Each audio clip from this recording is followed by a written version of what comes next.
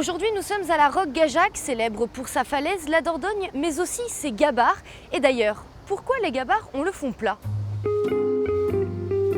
Alors ça, c'est une bonne question et je ne sais pas. Non, aucune idée. Le cours d'eau est très peu profond, j'imagine.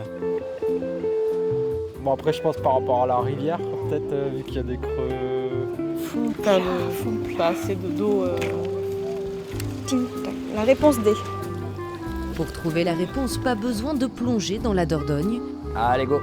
Il suffit d'embarquer sur l'un de ces bateaux emblématiques en compagnie d'un expert en la matière. Bonjour, je m'appelle Antoine, je suis guide et matelot sur les gabarres Norbert depuis 6 ans maintenant.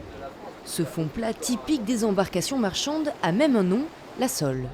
C'était un fond plat pour permettre aux gens de tirer les bateaux le long des rives à la remonte, puisqu'on les chargeait de marchandises, il y avait 20 tonnes à l'aller, une dizaine de tonnes au retour. Et pour remonter ces bateaux, sans les moteurs évidemment, il fallait enlever les arbres pour laisser passer les haleurs, les tireurs à pied. Donc un fond plat, ça permet de s'approcher le plus possible de la rive sans toucher le fond. Pendant 400 ans, les gabarres ont sillonné la Dordogne. D'Argentat en Corrèze jusqu'à Bordeaux, ces bateaux coquilles faits de châtaigniers et d'acacias ont fait vivre toute l'économie locale.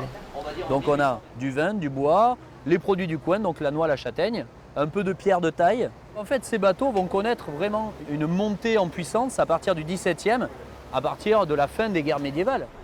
4 jours pour descendre le fleuve, le double pour faire le chemin inverse. Les trajets sont longs et coûteux, des arguments qui mènent en 1882 les gabarres face à un nouvel ennemi.